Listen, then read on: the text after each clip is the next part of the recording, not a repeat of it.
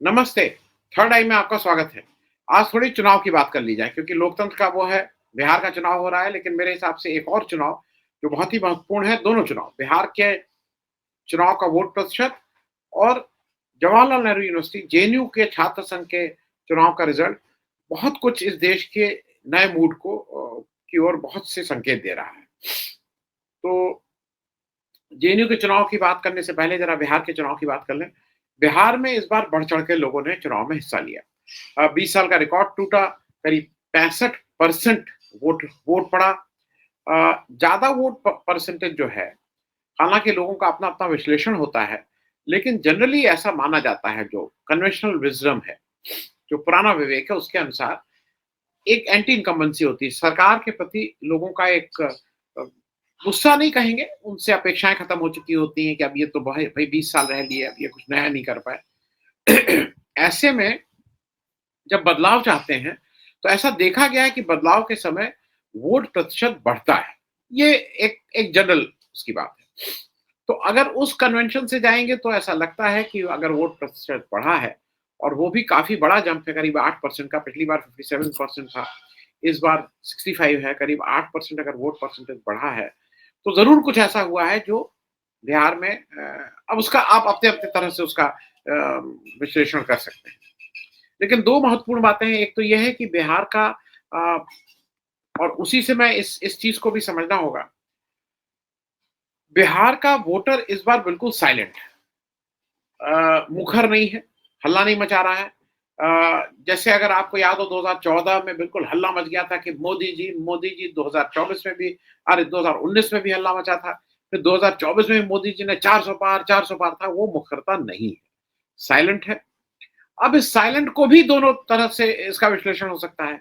ज़्यादातर लोगों का ये मानना होता है जो पुरानी विज़डम थी, पुरानी विज़डम ये थी कि जब कोई सरकार है और उसके उसके अगेंस्ट आदमी वोट करता है तो उसके मन में बहुत सा डर, बहुत सा भय, बहुत सा एप्रीहेंशन होता है कि चेंज होगा कि नहीं होगा। अगर अभी हमने कह दिया कि ये तो है, तो फिर सरकार में जो बैठे हुए वो अधिकारी हैं, जो सरकार के नेता हैं, ये हमसे बदला लेंगे। तो इसलिए वोट करके आदमी चुप रहता है। ये कन्वेंशनली यही माना जाता था कि अगर साइलेंट वोट है, तो वो रूलिंग पार्टी के लिए बहुत अच्छा संकेत नहीं माना जाता। साइलेंट वोट फिर से है, लेकिन अब इसको कुछ रूलिंग पार्टी के एनडीए के लोग कह रहे हैं, नहीं-नहीं साइलेंट इसलिए है भाई, वहाँ 20 साल से आपका राज है। आप उसको बार-बार जंगल राज से कंपेयर करते हैं। आपके राज में अनंत सिंह जिस तरह से खुलेआम उनके ऊपर आरोप है कि उन्होंने दुलार चंद यादव की उनके द्वारा, उनके और उनके समर्थकों के द्वारा हत्या की गई। ये तो आपके राज में हुआ। आप ही के राज में आप ही के डिप्टी चीफ मिनिस्टर वो चीख-चीख के ऑन कैमरा कह रहे हैं कि साहब मेरे ये जो लोग हैं मुझे घुसने नहीं दे रहे हैं, मेरी कार के ऊपर गोबर फेंक रहे हैं। तो भई आपने काम ऐसे किए हैं।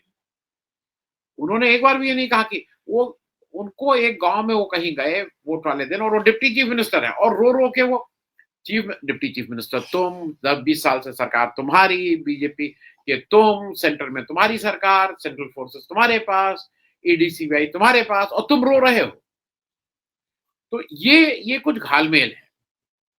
तो एक तो ये मेरे हिसाब से जो वोट परसेंटेज बढ़ा और जो साइलेंट वोटर हैं, इसका अगर वैसे व्याख्या करें मैं पुराने कन्वेंशन तरीके से तो इसमें रूलिंग पार्टी जो एनडीए है, उसको थोड़ा चिंता की बात होनी चाहिए।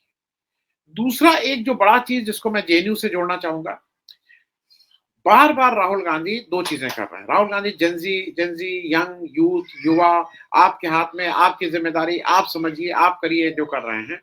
तो जैसा बिहार में पहले भी बोला गया, ये जो एकदम से वोट परसेंटेज बढ़ा है, तो ये याद रखिएगा कि बिहार में 25 वर्ष से कम आयु के लोग 58% हैं, 58% लोग 25 वर्ष से कम के हैं।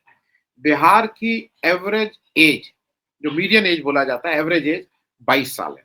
देश की 27-28 साल है। बिहार बिहार युवा राज्य है।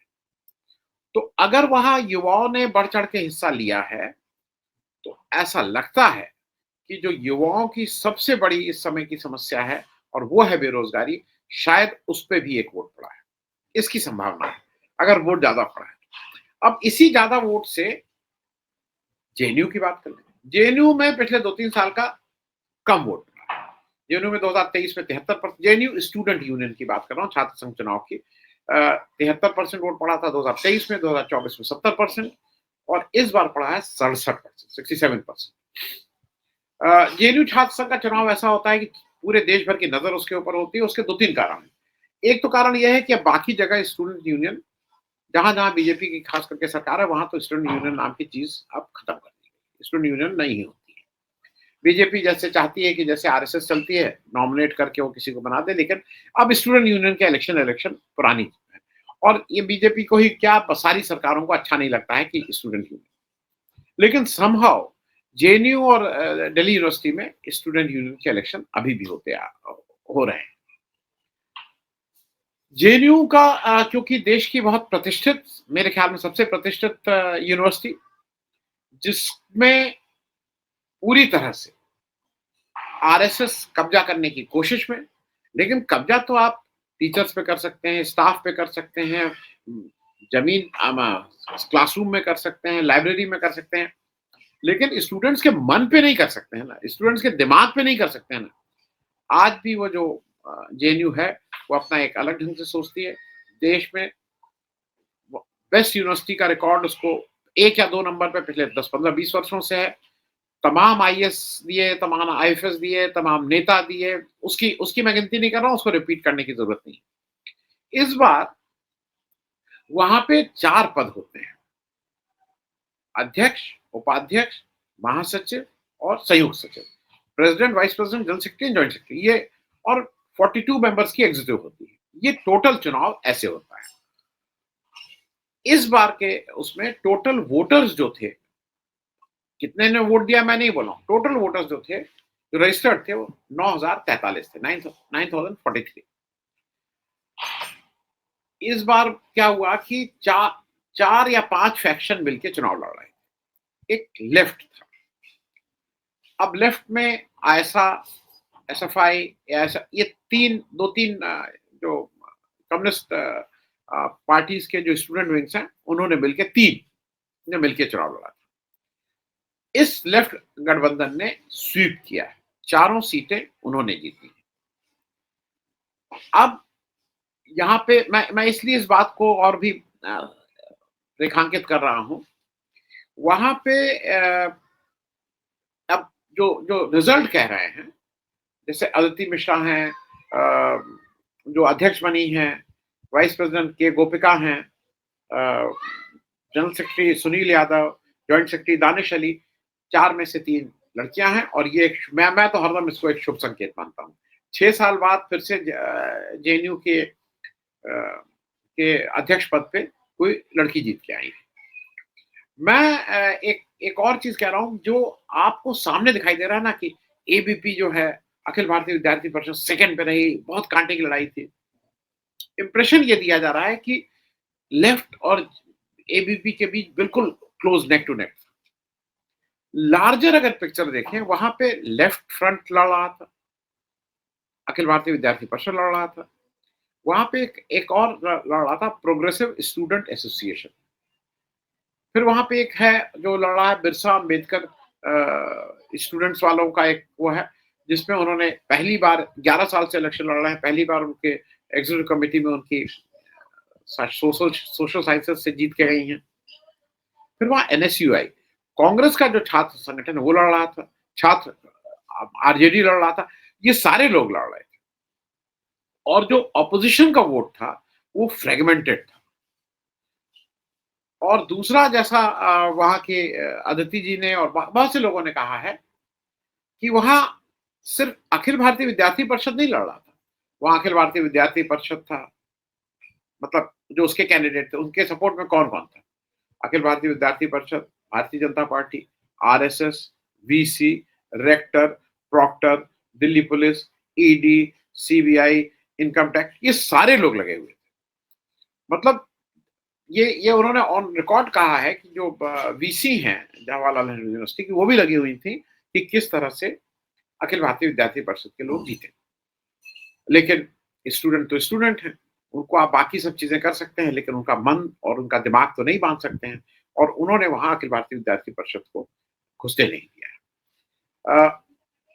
और घुसने नहीं दिया है, उनको अल्पसंख्यक हैं, अल्पसंख्यक इसलिए है, माइनॉरिटी में इसलिए है कि अगर ये ब उनके ऑपोज़िशन के वोट अगर देखे जाएँ तो बहुत ज़्यादा हैं। देख नहीं रहे हैं क्योंकि सेकंड थर्ड प्लेस पे प्रोग्रेसिव स्टूडेंट एसोसिएशन है, फिर कहीं एनएसयूआई है, कहीं छात्र राष्ट्रीय जनता दल है। वो वोट सब जगह है। अ, बिरसा अम्बेडकर का जो आउटफिट है वो है। ऐसे में मैसेजिंग ये हो रही है कि वो नहीं, लेकिन मैसेजिंग बिल्कुल ठीक है और इससे 2-3 चीज़ें हो रही हैं। मैं बिहार और जेएनयू के इलेक्शंस को अब एक साथ जोड़ के जो मेरी समझ है वो मैं बता रहा हूँ।